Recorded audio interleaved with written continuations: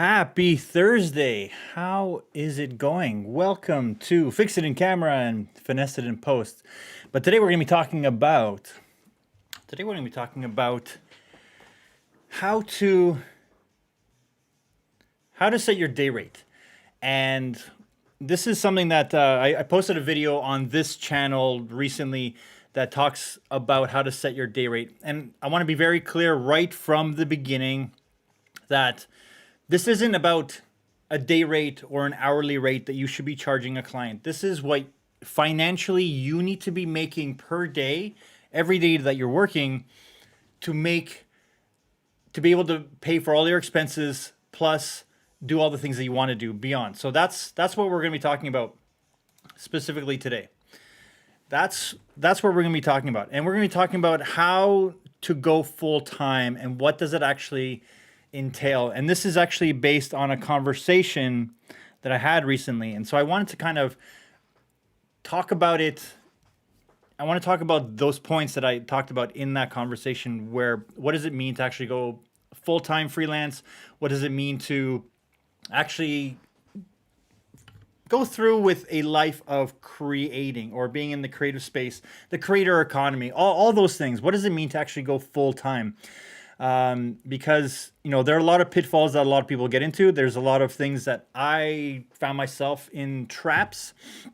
And you kind of have to navigate through that. And you have to understand going in what it's actually going to take. So you need to know how much you need to be charging, and you need to know what it actually takes to go full time. And that's what we're going to be chatting about today. But before we start, I just want to say hello, Avars. How's it going? Happy Thursday. Roger. Happy Thursday. How are you guys doing? You guys working on anything exciting? What excites you about the weekend or the week ahead? And also, what time is it in your location right now? I'm actually very curious. What time are you guys watching this? Are you guys watching this later in the day? Are you guys watching this earlier in the day? If it's a repeat, let me know if you're watching it on repeat. But yeah, so this is going to be a little bit more freeform in terms of what we're going to be talking about today, because the video that I posted recently goes into, you have to understand your own finances. You have to understand your own financial position and the financial literacy that you're actually going to go into. The video that I talked about how to set your day rate really gets you to look into the deep part of your finances, what your expenses are every month, how much you're able to bring in. And this pulls from everything. So you need to have a very clear understanding of where your money is and where it's coming from, where it's going, and how to set up that future. Melanie, hello. Happy Thursday to you. Nice. Looking forward to that one. I'm curious about those lights, so I'm going to look into that. Avars, it's 9 p.m. for you. It's late. Happy Thursday. How's it going? So yeah, more on what does it take to go full-time in the creative space? Because I can say that I am full-time in the creative space. I am a full-time creator, not necessarily on YouTube, but like overall, like every part of my income substreams comes from, like my income stream specifically comes from my creative work, either through the camera work that I do, through the editing, through the motion graphics, through 3D animation, all those things. It's all the creative space. So I would definitely fall in line with the creator economy. I would classify myself as a digital creator that makes a full-time living from this. So, but I didn't start here. I definitely had to transition. And there are many transitions that you need to get to a point where you get to work from home and clients trust you, and you get that, and you have to build that trust. So you really have to understand how important the business side of it is before you start moving over. So in the video that I posted, I really talk about we all know what our worth is, and we all know what we're willing to charge. So those two things usually have a discrepancy, and a lot of times it comes down to, like, I know my worth is up here, but I'm only able to charge in this area for certain things that I do specifically, because it's based on my experience, it's based on my knowledge, it's based on my skills, it's also based on what the market is willing to pay in that specific area. So understanding like how much I can charge within a certain market has its own variables, and then understanding how much I need to charge based on my own expenses and everything that is going on for me. Now, this is going to be a little bit like you have to cut through all the noise, all the wants that you have, and you have to really look at the reality of the situation. Like, I've done this many times where a lot of times I have to make harder choices seemingly on paper that actually end up being better in the long run. Like, there's a way to think about it for, like, what does the next 3 months mean, or what does the next 30 years mean? So what's more important, having that nice place to be kind of in your career, or do you want to set up something that 30 years from now you're going to be comfortable and be able to do whatever you want? And so understanding that is again, that core of what we as creatives need to know. So definitely what you're worth and what you're willing to charge is, like, knowing what your worth is not a good basis to charge what a client wants. And part of the discussion that I had is that if you want to go full time and you want to be doing this day in, day out, over, every year, you have to really know that as a creative, you're not going to work 365 days. It's not a full-time salary job where you show up, work 5 days a week and you get a paycheck at the end. Sometimes it can be months before you finish a project, depending on how the project goes, and you get paid. So you need to have lots of reserves. And one of the biggest mistakes that I see a lot of first-time creatives starting is that they get excited about getting one client, and then they're like, that's it, I'm going for it. And they want to quit their job. They want to move away from that source of income that is paying for all their expenses. And they don't have enough of they haven't built that client list.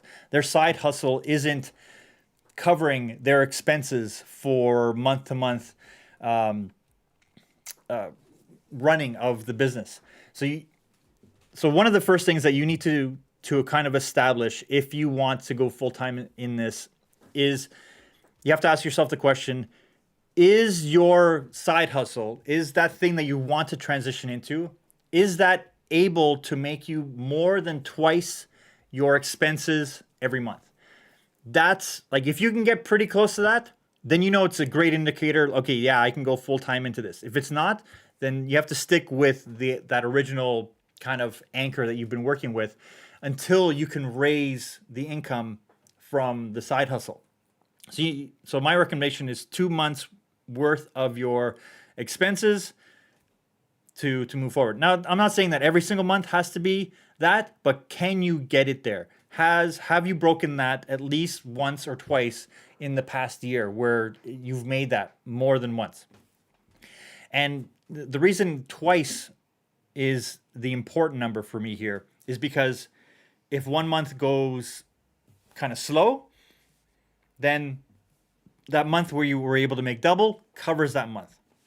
And you have to have at least 3 months, 6 months ideally, and in the best case scenario where I don't know any creative has ever really gotten to, is having a year's worth of expenses covered.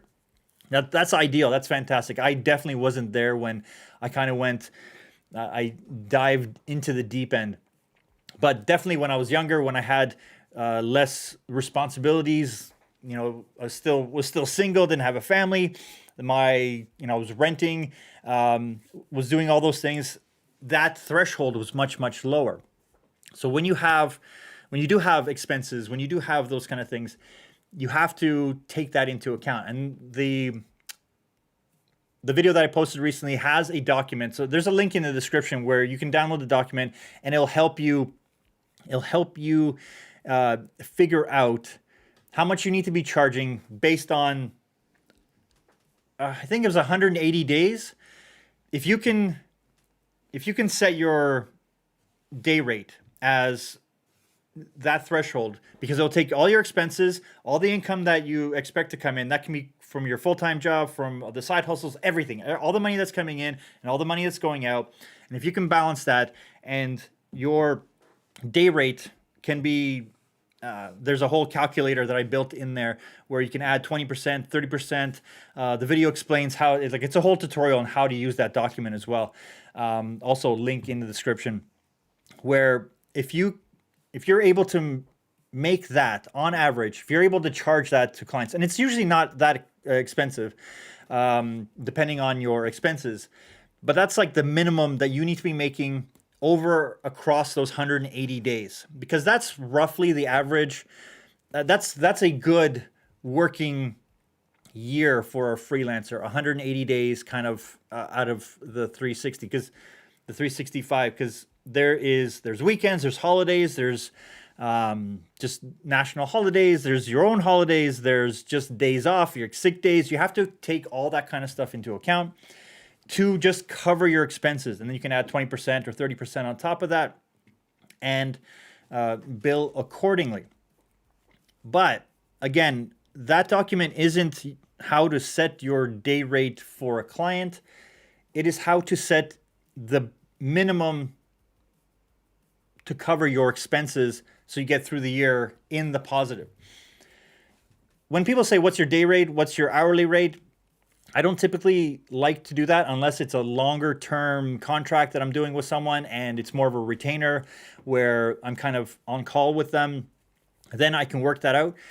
But for projects that kind of span 1 to 2 weeks or 1 to 3 months or whatever, then it's a project rate, and I try to keep within that, and then I build the whole scope. And that's why I made that whole other video about your statement of work, because then you know how to bill accordingly, plus anything that you need to charge above that. So once you have your minimum knowledge of your day rate, that is the minimum. It's not the ceiling. It's like the minimum you should be charging. You can charge more depending on the clients that you have, and just understanding the room and understanding the client that you're actually talking to, and play the room. Because like if Nike came to you, well, then your $500 a day rate doesn't make any sense. You can definitely charge a lot more because they're a much bigger company that would expect higher than average freelancers, I guess, is what I'm trying to say. So you definitely know, you need to understand the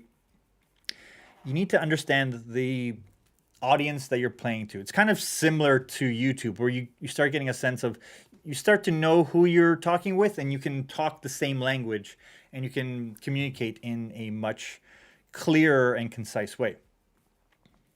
Just going to check in with the clients with the comments. So Ava, oh no, that's not what I want to post. There we go. If program is creating, yes, absolutely. I'm a full-time creator as well. That's the deal for sure. Yes, anything that you are charging and you kind of have your own business towards, like creating apps and doing that, 100%, that is the creative lifestyle. So I'm happy to hear that you're doing it full-time as well. It's great advice. A YouTuber I follow had a year's salary saved.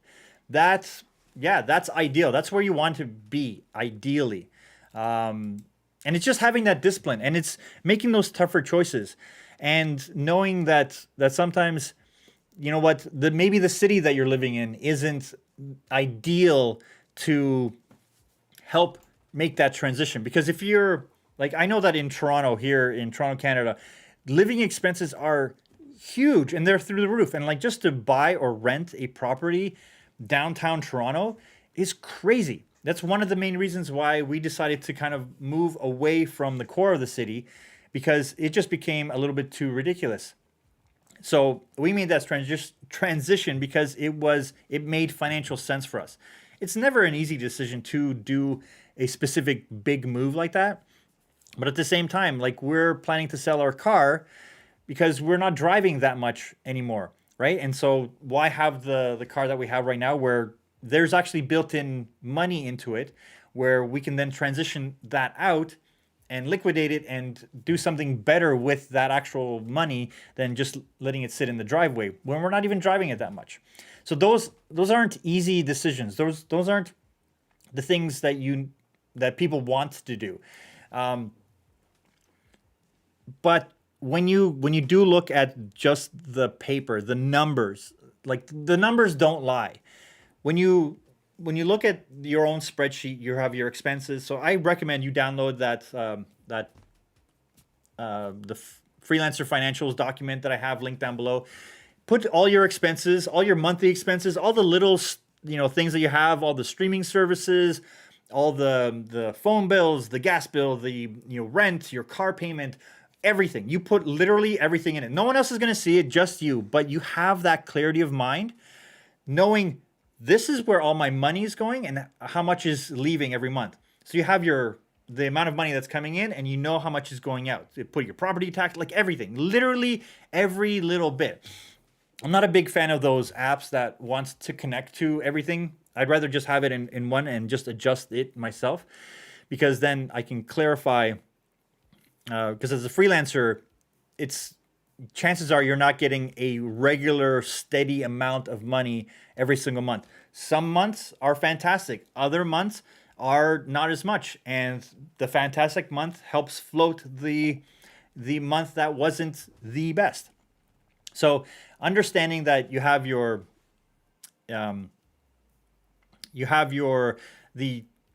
number one was making sure that your side hustle, that thing that you want to transition into, is able to sustain your expenses for more than 1 month. So if you can make double, that's a great sign to transition into it. Number two is the emergency fund that will cover 3, 6, or best case scenario 1 year. So number three is this is always a hard one, and especially it's knowing what you're actually trying to get into. Are you going to be able to charge what you need to charge based on your skill? And this was something that was hard for me initially, because I wanted to do more cinematography and camera work, but I was really good at the post-production part, like better than most other people. But I didn't want to do that. I felt like I was just pushing buttons. I wanted to be on set. That's where it was exciting. That's where I wanted to be. But the more I kind of leaned into the post-production side, the part that I was really good at, like it got to a point where people were saying like, how do you make it look so easy? I'm like, because it is easy. But then, just hearing that out loud, that literally someone's saying that it's not easy for them, it doesn't make it easy. It's just, I spent a lot of time building that skill. And it wasn't easy to build up that skill. I just got to the point where I got really comfortable with it, and it felt easy. And I started to kind of neglect it and be like, well, it's kind of boring. But then having that mind shift, like, wait, this isn't an easy thing. This is a skill that people are willing to pay for. So I saw the value in that. I saw the value in leaning into that thing. And then all of a sudden I was able to charge more. I was able to kind of do the thing because it was an in-demand skill that I was ignoring because it wasn't exciting as being on set and doing the camera work and the cinematography, because that's what I wanted to do. So I was looking there, but like in terms of like making it a business, I needed to look into the post-production realm. So, and then on the side, I just kept getting better and better with the camera stuff as my thing, my passion, the thing I wanted to do. But to earn money, I leaned into the thing that I was good at. Like good at and also enjoyed, which was a benefit. So, and it was a lot of hard work, and that's that kind of leads into the next point, where it's just like, if you want to go down that route, you need to put in the time and the work, and you have to build those skills, and you have to understand that clients aren't going to be hiring you because of the gear that you have. No client, unless they're renting a camera that comes with an operator, but then they're looking for that camera specifically. And camera, I said this before, camera gear can be rented, skills are not transferable. You can't rent someone's skill for a day. You have to rent them, literally. So if someone's really good at something and they're available and they're really good, they're going to be really busy. So then that can open up the market if, for people that are not necessarily the best, but then, there are cinematographers that are charging $10,000-$15,000 a day. And it's just like, okay, they're going to be working on those projects, but then there's all these other projects that can pay really well for the skill that you're trying to go for. So yeah, you do have to put in the work to make sure that your skill is at the level that people will be willing to pay for, and lean into the thing that you're really good at. And this kind of, not only the skill that you're good at, but also know the audience that you're playing for, because maybe it's not necessarily the skill with the gear that is as valuable as you think, but it's maybe the industry that you're trying to connect into. If you have an insight in that industry, that is so much more valuable than any of the skills that you could have with the particular with the particular camera gear or gear that you have out there. So understanding how to communicate in a specific industry can be just as valuable as understanding how to make pretty images with specific gear. I'm just going to check in. What are you guys saying? So Melanie said that I left New York City after losing her job to move in with my parents in Florida to make the transition, and it was the best decision. That's fantastic. We decided to, like I said, move away from Toronto into a further suburb, because it allowed us to transition, like both my wife and I, to transition into working from home exclusively, building our businesses, and just continue to do what we wanted to do. Because the amount of expenses that we were dealing with closer to the city was just eating into a lot of those profits that we were starting to make with our businesses, especially going out on our own.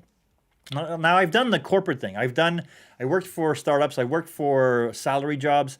I've done all those things, but I don't know, maybe it's my own personality. I never had a great relationship when it came to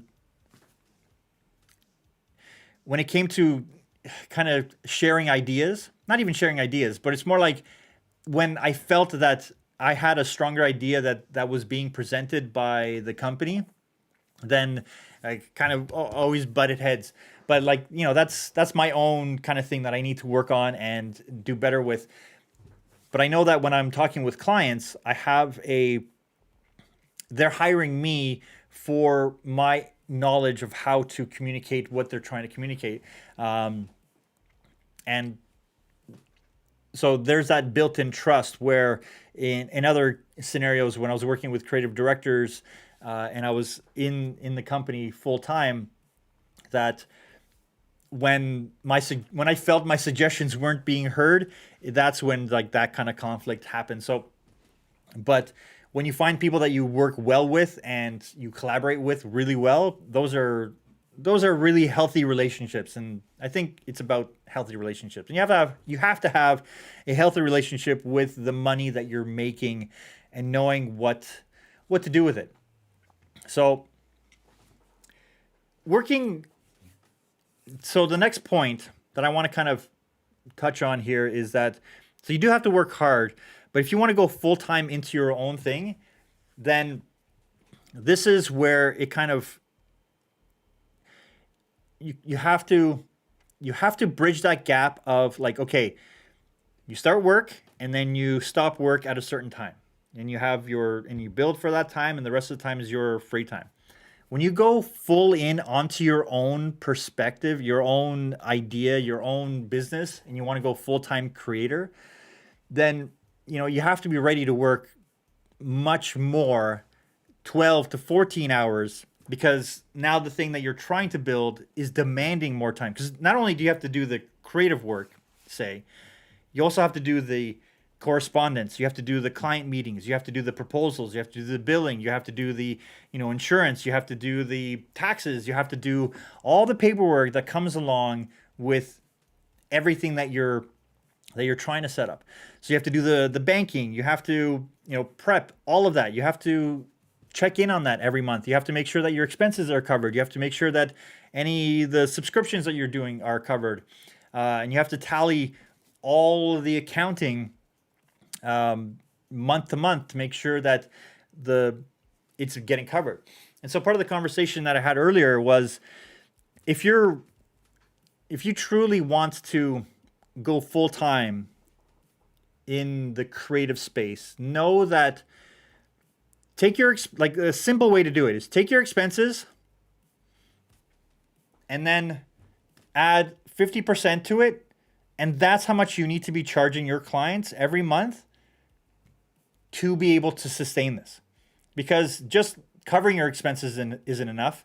You have to make minimum 30% or 50%. So if you understand what your expenses are, you know what you need to charge month to month, or how much you need to be bringing in. And it's not about finding 100 clients that you'll be able to work for, because the biggest thing that will happen is you will not be able to maintain the extracurricular, the curriculum of, what am I trying to say? You're not going to be able to keep up with all the correspondence with the clients. You're not going to be able to keep up with their demands, with the changes, and then you're going to have way too many things to think of. So it really comes down to, you need to find 5 clients that can be long-term clients. It's the 80-20 rule, where 80% of your profits will come from 20% of your clients. So if you can find 5 core clients that are good clients that pay well, and you service their needs really well, they're going to be clients that come back to you year to year, month to month. And if you can kind of spread them out, where, like, I have some clients that do an award show every year, and it's one specific time of the year, we do the award show, and then it's quiet for the rest. And I kind of block that time out to make sure that I can accommodate and do that work for them. And I've been doing that kind of work for 12, 13, 14 years now. So it's a repeat client that has come back over and over again. So it's really finding those 5 core clients, and you can splatter kind of a whole bunch of other clients throughout the year, but focus on the 5 as your main source that can drive 80% of the money that you're actually able to make. So if you understand your expenses and you're able to pull in more than your expenses every single month,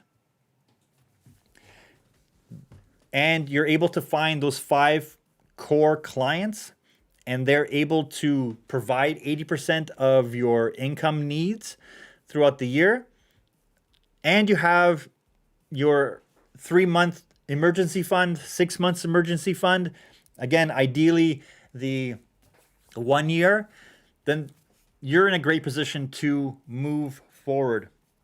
But just know that the landscape is constantly changing, like crazy constantly. There was a company I was working for in the early 2000s where they did motion graphics, a lot of animation, a lot of commercial work. So 30-second chunks of work that they would do.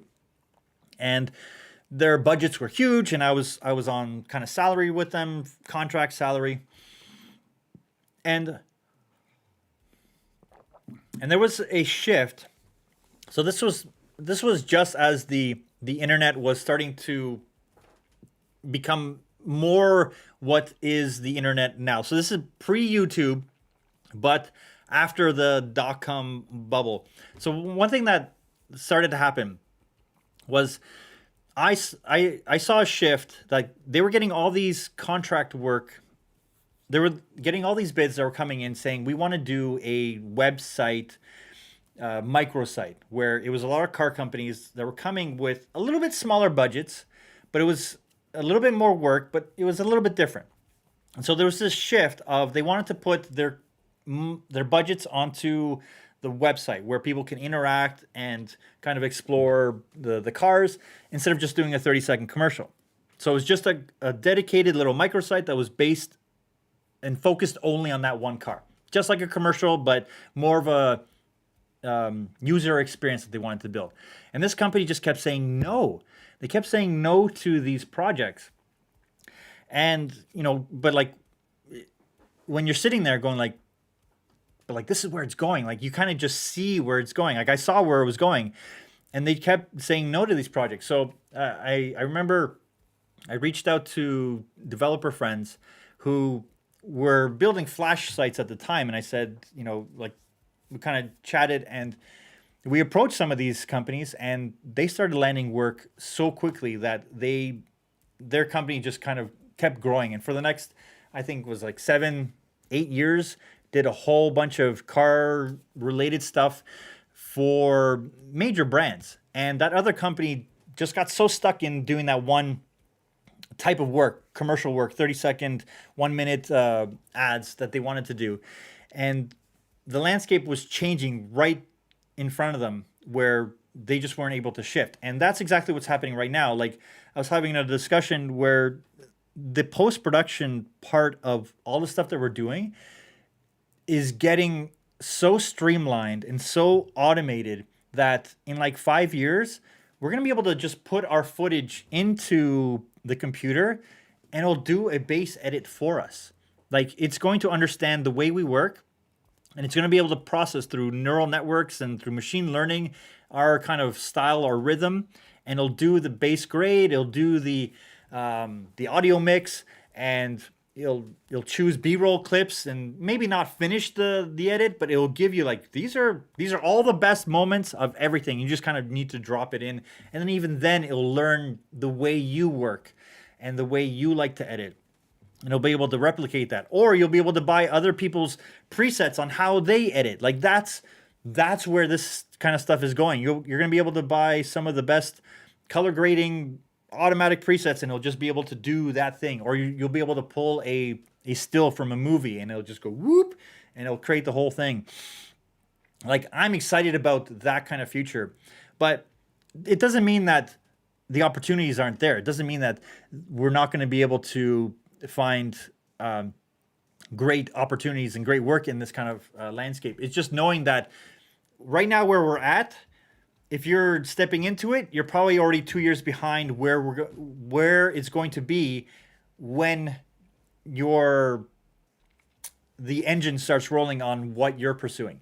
So always be looking like, where is the industry going? What is the need that's going to be very important about 2 years from now, and start kind of poking and prodding in those areas. Because if you can feel that out, if you can sense that, and it's like no one can read the future, no one knows for sure, but like see where the opportunities are starting to come. And if you can understand that, like if you can build your skill set onto something, the next wave that is kind of building right now, and you can feel that this is where we're going. Like there was a whole discussion about like, you can build a website and like say Squarespace, like tools like that. Like you can build a Squarespace website, and they won't even allow you to make it look bad. Like it already looks good, and you can still make it look like your own, but it won't allow you to make it look bad. And I think Photoshop is going the same way. The way the cameras, the iPhone cameras are going, the way the computational photography is going. But there's still skills that are going to be really, really valuable, that no matter how good the camera becomes, the camera's not going to be able to tell you where to position the camera. The camera's not going to be able to tell you where to position the lights, how to set that light. You're not going to, it's not going to be able to communicate those things through an app where it's like, I think you should put the camera lower. I think you should put the camera closer. You know, it should be like those are all creative choices that are going to be pretty hard to get an AI to just figure out. So definitely, it's not the technical skills aren't going to be the thing that are going to be in demand. It's going to be those creative decision skills, those critical thinking skills that are going to be way more valuable moving forward in the next 3 to 5 years, or even 10 years from now, where if you can understand how to use those tools that are coming and make it work on such a level that it's so much better. Because anyone, like, we're at a point where anyone can point a camera at something and it's going to look pretty good, right? Like, I'm actually happy for that, because there was a whole time where, you know, people would take photos, and, you know, there would be so much headroom above, and like, or like people would be completely off to one side, and you know the family photos I'm talking about, where you hand the camera to like a 6-year-old, and it's just like, what were they thinking? Like, what were they taking a picture of? So, like, a camera won't be able to make that better, or like the AI won't be able to make that better yet, unless we have drones that literally fly in and set up the shot for you. But then, yeah, let's not talk about how bad the audio is going to be at that point. Hey, Jashim, how's it going? So horizontal to vertical video conversion in FCP already looks like magic. Yeah, and the same thing in Premiere Pro. That's one thing that Premiere Pro is doing well. I know that I keep saying that Premiere Pro is long at the tooth, and it is. And I feel that they're going to go down the path of more a premium clientele, like similar to what Avid did, where they're going to cater to larger studios and they're going to keep upping the price. But yeah, like just doing those auto conversions, like we're going to get to a point where you're going to put in your edit and it will automatically just make a vertical video of that. I'm actually surprised. I am surprised that no one has come out with a square sensor that knows which orientation it is, but still captures a full square image. Anyways, that's a whole nother thing.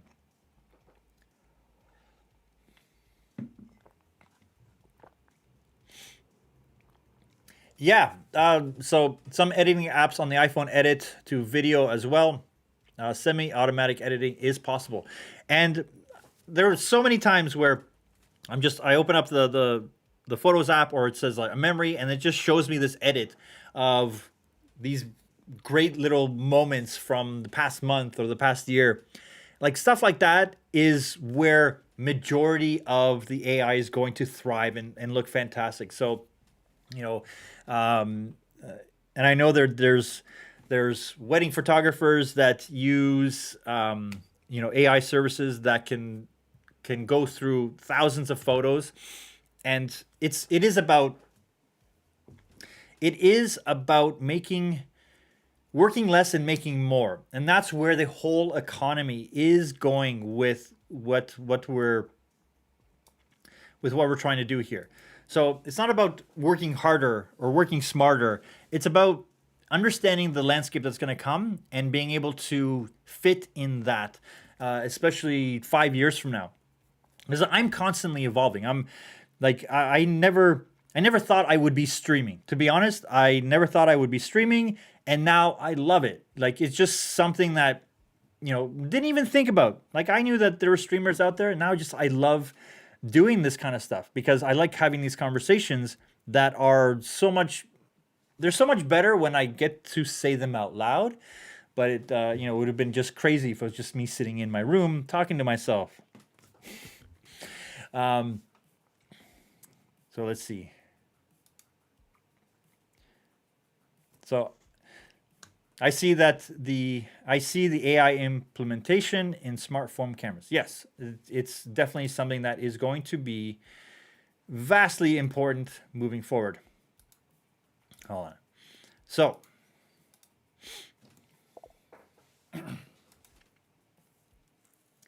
definitely, if you understand your skill set And how can you improve your skill set that will work 3 or 5 years from now? What can you add to your skill set? Because knowing what you're good at, leading into it, and then adding skill stacking on top of that, things that are actually in demand, those are the things that are going to elevate anybody through a lot of the noise of the competition that's out there. And there is no clear path, and there is no one person wins everything. There's plenty of room, and there's plenty of opportunity for all of us to do well. Like, look at all the people that are doing well on YouTube. And it's just, you put in the work, you find your audience. Well, not necessarily you find your audience. Like, you put a video out and YouTube serves it up to the people that are out there. But if you know your skill set and you can improve on it, and you can improve, I wish there was a magic red pill or blue pill that you can take that would just, you can download Matrix style and be like, I know Photoshop. Yeah, it's making sure that you know what you want to get into. And a reel is actually a great, or a portfolio is a great way to put the kind of work out there that you want to attract. Because if you're really good at something but you don't like it, don't show people. Don't even go down that path. If you're good at something and people are willing to pay you a lot of money for it, but you still don't like it, again, if money is more important than your kind of internal happiness, then don't show that. If you're not good at something that you want to do, then get better at that thing. And you can do the other thing on the side that will pay. But definitely when you build your reel or your portfolio, put on your reel and portfolio the things that you want to attract.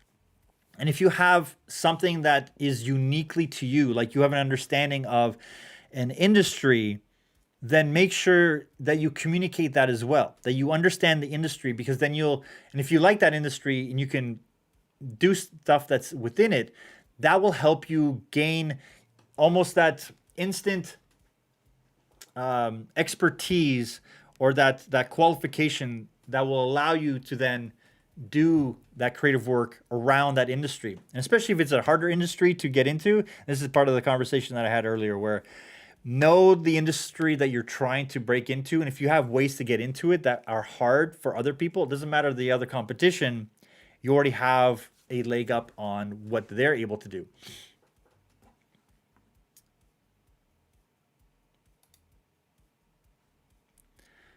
I like the idea of letting AI be the technician so we can focus on the creative. And yes, 100%. Like, I used Final Cut Pro's the auto detection features in it when I'm doing interviews, when I'm doing a larger project. I let it go through. I let it go through and find the 2 shots, the 3 shots, the wide shots. I let it do all that kind of stuff. I let it go in and fix any audio issues or detect them. I let it do all that while I'm kind of ingesting all the info into it. It's like an assistant editor that is helping you. Those are great tools, and it's only going to get better. It's going to get to a point where it's going to choose your selects based on how you chose selects before. It's going to choose the most interesting parts of the clips and kind of cull them for you. And the more it can do that, the more you're going to be able to get to the creative part. And that's why my whole mantra of fix it in camera, finesse it in post. Like, everyone wants to just be in that creative state. No one wants to be in a fixing mode. But the more you can actually sidestep or avoid those big mistakes that come down, clients love when things get taken care of, and when you start just working on the creative part, especially in post-production. And I think that's where AI is going to do its biggest leaps forward. I know that cameras will do really well in the AI space, but I think post production is where it's just going to get so good. Where you ingest the footage, you know, you'll just type in, it's like it needs to be 1 minute and 30 seconds long.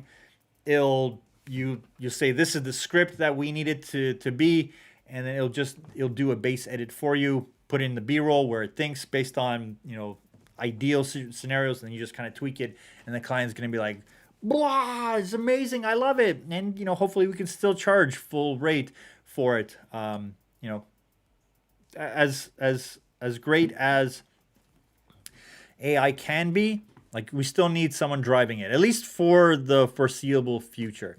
Like, even all the people that have put all their time, all the engineers, all the creative people that have put in their input into making these kind of cameras better, like, for me, there's just something about the initial aesthetic that comes out of the camera that I'm just not a fan of. It's not for me. Like, I like when the picture is taken, I don't like their default settings. I want to tweak it. Like, they seem too saturated. The faces seem too orange, and it's like, I don't know what the algorithm was trying to do. And, you know, they don't look good on here, they don't look good on there. I have to tweak it. So I know that there's always a personal taste. There's always a personal style. There's always going to be a personal monopoly that you're going to be able to hone in on that makes your approach, how you do things, so much better than anyone else in the world. Because there is only one perspective that you're able to bring to it. But that's what sometimes people want, is that unique perspective, not what, you know, if everybody has this phone, if everybody is just doing the stock animations, if everybody is doing exactly the same thing, well, then there's no need for the creative space. But yet the creative space is growing faster than is ever done in the history. Like the whole starving artist trope, like that should not apply to artists, because there is plenty of work moving forward. So if you want to get into it, this is the best time to get into it. Like, even people are saying that starting a YouTube channel in 2021 is a great way to grow that network. Because the other part of it, so you have your creative skills, you have your understanding of money and budget, and then you have your what? Sorry, I got distracted by a comment here. Yes, the Matrix movie is around the corner. I'm looking forward to it. So yeah. So what I was saying is, like, you have your skill set, you have your the business side of it, and I can't remember. It is gone. Can you guys remind me? Help me out there. So Brian is asking, what's the best work to go after for someone just getting into it? Been a stills photographer for 15 years and starting film and video. So yes, okay. So yeah, so you have your skill set. So this is Brian, this is directly for you. Let's see, Roger said. Brian, you and me are in kind of the same boat. My experience is that there are so many professionals out there, and so the competition is hard. But Raphael, like I said, if the professionals are busy with big clients, the small clients are, up for bait. Okay, yes, okay. So here's why it's still vastly important to get on social media, to have a YouTube channel. I do not believe that my YouTube channel or my Instagram or any of the social networks that I have, they are not my portfolio. And if you're using YouTube and Instagram as your portfolio, I'm sorry to say, that boat has long gone. Like, no one's looking at portfolios online. It's just not. But so you have your skill set, you know what you love to do, you have the understanding of the business side, your finances, you know how much you need to be making. You need to do that third part, which is the social presence. And here's why, if you want to become a freelancer and go full-time creative, why you need to lean into this space a little bit more. And this is why I've leaned into it. Full disclosure, this is why I'm doing it. I have gotten opportunities because people saw my videos and they reached out, and I started conversations because of this platform. Not because of the videos that I made, but because of the way I communicate, the way I was able to connect with them. They then searched out my actual portfolio, they looked at it, and they wanted me to help and consult on their projects. So I actually expanded my network, which was very limited. I will be very honest, it was very limited, and it was referral based 99% of the time, because I got comfortable there. I was happy there, but the landscape started changing. And in 2020, when everything went this way, all work kind of stopped, because I was already doing this thing. Like, no one knew that this was coming. So like, it was kind of, I wanted to start this anyways. But even before that, I was able to reach out to past clients, because that's where the referral thing is. But then new clients approached me because of A, the streaming that I was doing, B, the kinds of videos that I was doing, the particular style, because they wanted to do that for them, for their videos. It wasn't necessarily like, oh, brands were reaching out, but it was a way to expand my network where I got in front of people that I wouldn't have been able to get in front of. And so there's two viewers that are out in YouTube: the casual viewer that wants to learn from you, that is taking value, and then other people that stumble across your channel and your videos, and when they see that you've done it consistently and you've been kind of building your community, and you're able to communicate in a certain way, you'll resonate with those people a lot, and they'll hire you because they like the vibe that you're giving them. Is that the right way to say it? It's connecting with people that are like-minded. It's connecting with people that will resonate with you on a level that you wouldn't be able to get to. And I think that's where YouTube and this whole social experiment is going, where if you can authentically be yourself, like I hope that if I meet you guys in person, you'll say you're exactly the same way that you are in the videos. If you can do that, if you can build that relationship, people will hire people that they like and that they feel a connection with. And YouTube, I know that people talk about parasocial and having this weird relationship where it's more, I kind of see it more in the celebrity space, where you watch a movie and then you're like, oh, I feel I know that person. Then you meet them and it's like, oh, they're nothing like that movie. Or you watch the movie and there's a villain and then you meet that person in that. And so many times actors say, it's like, no, that was a character I was playing. That's not me. Like, you don't know me and I don't know you. YouTube is this very unique space where that I've met so many people through text, through chats, through just on this platform. And when I met them, they feel like the same person that's in those videos. And I feel that, I try to present myself as authentically as I can. And I think that kind of authenticity moving forward is going to be very important, because you're going to be able to showcase your work, your personality, yourself, and people will hire you because they like you and what you kind of stand for and how you make them feel. And that's where, moving forward, that's where the whole, the YouTube ethics statement is actually very important. Thank you, Mr. Tom Buck. That's where all those things are going to be important. It's just like, if they know where you stand right from the beginning, there is no hidden fees. There's no hidden agenda. You're not trying to sell something, even though we're constantly in sell mode. Like I'm constantly in sell mode when I'm presenting. Like, I'm trying to sell you, like, this is me. This is truly me. If you're buying it, then that's fantastic. But like, this is me. I'm trying to present a product, which is me, to you guys, to the internet, to the world, as like, this is who I am. And people do hire me because of me. They like working with me. And I do the exact same thing. I hire people that I like working with over how talented someone is. Because if I have a hard time working with someone, I don't care how smart they are. I don't care how fantastic they are with a piece of gear. It's just like, I just don't want to be in the same space And there's plenty of people that have fallen into that category, which is like, but they go get along great with other people, which is fine. It's just we didn't have a good working relationship because there wasn't a good vibe. But if you can present yourself, you're going to meet people through this kind of platform. That's why you need that third space if you want to go full time. It's part of that hustle. It's part of the skill set that you need to do. You need to be able to communicate very clearly and concisely to what your skill sets are, what you're capable of.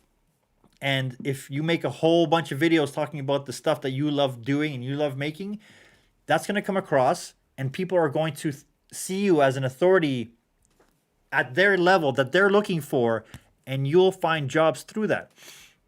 So you have to kind of be part of the social part of the whole thing, because working in a silo, working kind of in the dark, that was great 20, 30 years ago, where, you know, it's who you knew, but we have an opportunity to meet more people. We have an opportunity to connect with literally everybody on earth that has an internet connection and that has an opportunity, because just like the thought, like there was a hesitancy for me initially to create tutorial content, because I'm like, well, other people have already done this and they've done it better than I could probably do it. But yet I still did it because there was someone early on that said, it's like, yeah, there's a tutorial out there, but not on your channel. So I'm like, okay, so wait, I haven't done that tutorial. And what I actually found is that when I did the tutorial that I thought, you know, someone else did it better in their way, that the way I did it connected with someone on a level that I wasn't fully aware that I was capable of. And it's a nice thing too to kind of discover, where there's some color grading tutorials that I did, and it's not, color grading is not something that I've ever found to be that I've never found to be that great at. But it was a skill that I knew that I needed to learn based on just some of the clients that I was doing, and some of the projects. They didn't have the budget to go and do color grading at, you know, facilities or hire a colorist, which is usually what I'm used to.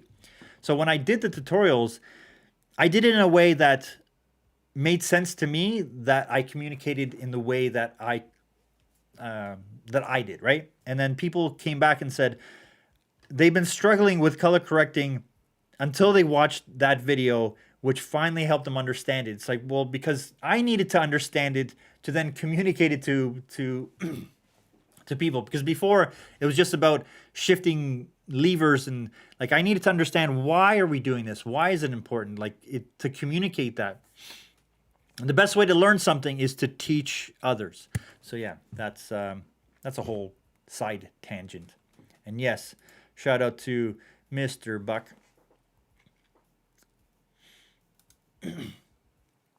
So I want to learn DaVinci Resolve. How does it work on the MacBook M1 Pro 8 gig? I would highly recommend 16 gigs, especially since DaVinci Resolve recommends that 16 gigs be the minimum system requirements. But like, always buy what you can afford. And if you can afford the extra $200 US, then I say go for it. Get the 16 gigs. And the M1 is a fantastic machine, but we are within the 1 week window of the Apple event. So I wouldn't buy anything today. I would actually wait until after next week, because there may be a price drop. There may be a speed bump. There may be something. I would wait the extra 2 weeks. They may have an entry-level M1X or whatever they're actually announcing. Always buy gear with the 3 to 5 year thought of owning it. And that's another thing. If you're willing to go freelance, if you don't have all the gear that you would need, you have to put that into, you have to account for that. You have to buy the gear. You have to buy gear that is better than you would need for personal use. You need to have a computer that is much faster than you're able to think, ideally. because when you're waiting for a computer to do a task, because once you start getting like if you're editing something and you're doing a big edit with multiple streams of 4K or 8K or whatever format is going to be available in the next 2 years, the computer needs to be working as fast today, the day you buy it, and as well as 3 years from now. Because if you're freelancing, every minute counts. So if you can export something a little bit faster, if you can ingest something a little bit faster, if you can upload something faster, get the higher speed internet, you need to think of time as the most valuable commodity and asset that you have, and that every minute, every hour that you're spending just waiting for a computer to catch up to your thinking, you're losing money. So putting in an extra $1,000 into a better machine makes way more sense than saving that $1,000, but then wasting, 400 hours over the next 2 years waiting for that computer to export something or waiting for that computer to render something. What's more valuable? Do you want to lose $1,000 today? That this computer, if you're working for yourself, will make you 10 times over if you're not waiting for it. So how much is that $1,000 really, really worth for you? If it's something that's going to be making you money, buy up. I can't stress it enough that I've done the whole route of, I'm going to save that $400 and get a smaller hard drive, and then you just be like, now the hard drive is full, it's just sitting there, and I have to go buy another one anyways. So understand what you actually need to do. Like if you're waiting, if you get the spinning beach ball because it's loading up a photo, well, you're losing money at that point. That's the way I see it. So I've experienced that too. Like the video where I collaborated with me, people really appreciate the information that the video gives. Yes, and when I set out to create my main YouTube channel, I set out to share info that I felt like was just fantastic, and I wanted more people to know. And so it's like, if I thought this was cool, I love talking about it, then I'm just going to make a video about it. And I had zero expectations with the channel. I didn't know it was going to do well. I didn't assume it was going to do well. Of course, I wanted it to do well. And I still feel that I'm still early in that journey.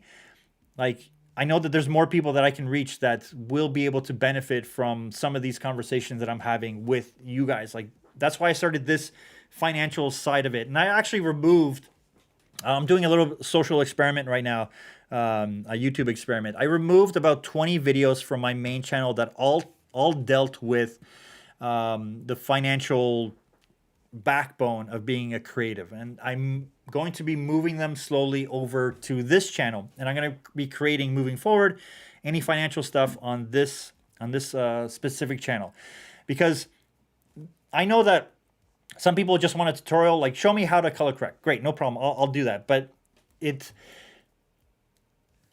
felt, when I put the financial videos, which I feel are just as important as knowing how to use a camera, how to light properly, how to do, post-production. I felt that the financial videos were just as important if you wanted to do this properly.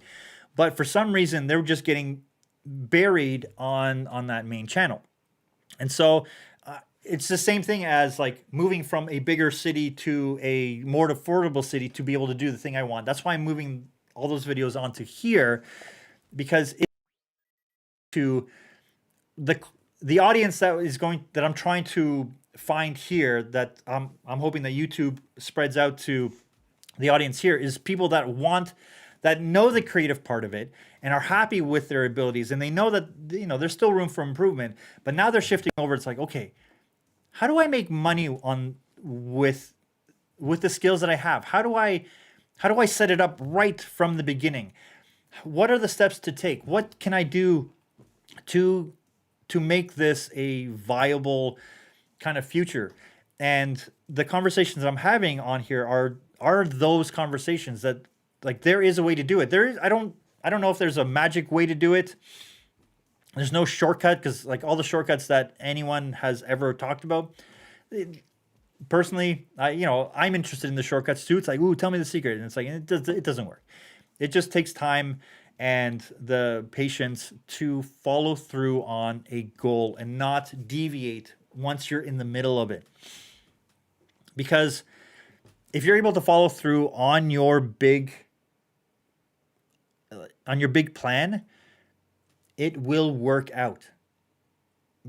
You have to have the faith. And usually in business, you should give yourself about 36 months, because 36 months is roughly the amount of time that you'll know if something's working or not. And so go all in for 36 months. Like I gave myself 2 years, 3 years with the YouTube to see where it can go, where it can take me. I just passed my 2-year mark. No, that's not true. I think today is technically my 2-year mark on YouTube. Yay! Celebrate. Yay. Yeah, 2-year mark on YouTube. October 14th is, I think, when I published my very first video on YouTube. I was on the platform for about a year before. I didn't post anything. I didn't do it. I kind of just lurked. But yeah. So once you've kind of passed the threshold of, okay, I understand the creative part. I'm learning that. I'm getting to the point where I'm feeling comfortable doing that.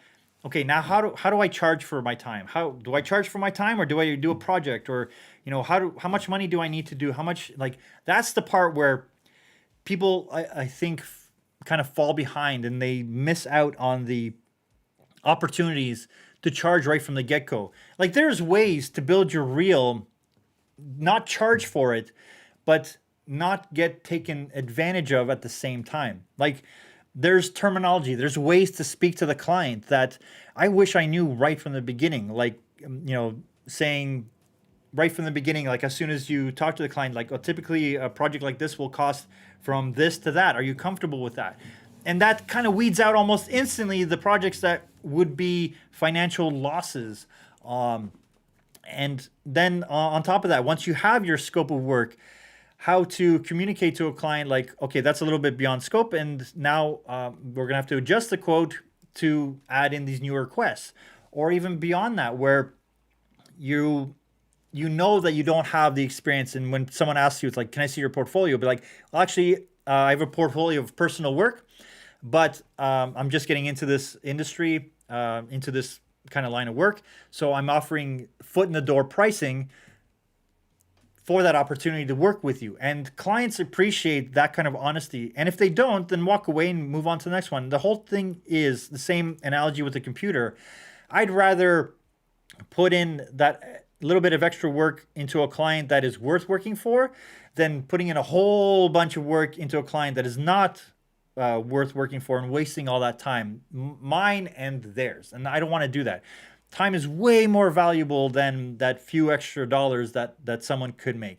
So if I know that I need to build up a reel really quickly, then I'll do work for less money, because it's way more valuable for me to build up that reel than it would be to get paid and to, stand my ground and make that money. Where the reel, the logo on the website is way more important, more valuable to me, that I can say I worked with those people, than that, that the price tag attached to that piece of work. Because I've said it many times before, if there's a project that you don't want to work on, then don't work on it. Go work on a personal project that you'll put more effort into, you'll put more passion into, that will build your reel and make it look way more valuable to someone that's watching it than a shoddy piece of work that you can tell that you didn't want to work on. There's a video that I made recently. It was how to use the Final Cut Pro timeline. And there was a comment that just made me, I burst out laughing, because it's like, wow, you could really tell he didn't want to make this video based on how fast he was talking. And it's like, you are right. I didn't want to make that video, but I knew that it was a video that I should make. I may actually take it down, re-edit, and make it a little bit more paced, because it was fast. But again, and it's not about just creating a reel and I talked about this before, it's not just about creating a reel that is, you know, some fancy tutorial variations that you were able to do. You need to bring in, especially if you're just getting started in this, you need to be able to bring in something that is unique to you, that only you've been able to see it that way. So you need originality is way more valuable in today's economy than being able to recreate another type of work. Just look at Jacob Collier, musician. Check him out. He's done. He's more accomplished, and he's like 18 years old than you know. He's more accomplished than most people that I've ever noticed, and like he's so good at what he does, but it's all original. He oozes this originality, and so you need to find that thing that is your personal monopoly that you're able to hone in on, that people attract. Because if you do lock in on something that really uniquely comes from you, then people will say it's like, oh, that's your work. Or when someone else tries to recreate it, they'll be able to pinpoint where that work comes from. So yeah, when it comes down to it, make sure you're prepped on the business side and know your skill set and lean into the things that you're really good at and that balance of what you want to do. Like find a thing that you want to do that people are willing to pay for, that you're really good at, and that you're just and the world needs. I think that's the fourth quadrant. I can't remember what the term for it is. Chris Dew kind of talked about this. Yeah, it's like, what does the world need? What do you love and want to do? What is the thing that you're really good at, and what's the thing that people are willing to pay for? If you can find that kind of quadrant, the foursome, then you're going to be in a great place. Yes, that's it. I'm not even going to pretend to know how to pronounce it, but that's the thing. That's life's purpose. That's the thing that you need to look for, and everyone's looking for that kind of thing. But yeah, so what are your thoughts? What do you guys think? Well, his book is called A Pocket Full of Dew, so that's what he calls it. But yeah.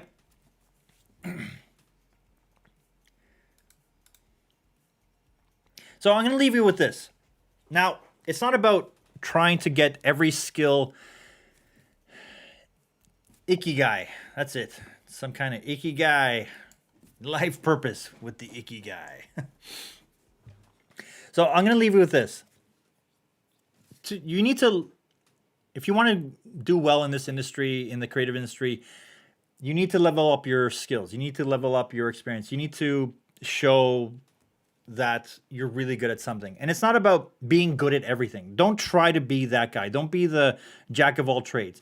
Understand all the trades, but get really good at something, and then skill stack on top of it that complements the core thing that you do. Because if you can get to that point, if you can get to a point where your skill is complemented by all these halo skills, that's what's going to make you stand out from any competition that comes around. Because there will always be people that need that specific thing that you're able to offer. And it may not be the thing that you want to do initially, because people talk about doing the thing that they want to do as their passion. Like, that's what I'm passionate about. And then they do it for a little bit. They're like, well, I didn't really like that. And like, you need to have a clear definition of what your actual passion is.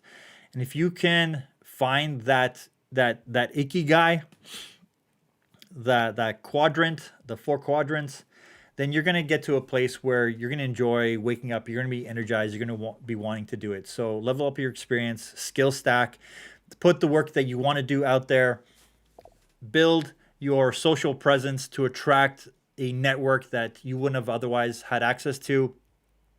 And once you stick to it, be consistent, and it will work out. It takes time, and I believe in you. I believe in you in your capabilities to do this thing. So I'm going to leave it there. I hope you guys have a fantastic weekend. Make sure that you check out the video on how to set your day rate and see if you're in line with your expectations or if you need to adjust moving forward. Make sure that you guys have a fantastic weekend. Hope you guys are doing well. Let me know the exciting things you're looking forward to. And I'll see you guys next week. All right? Fix it in camera, finesse it in post. Have a great weekend. Bye for now.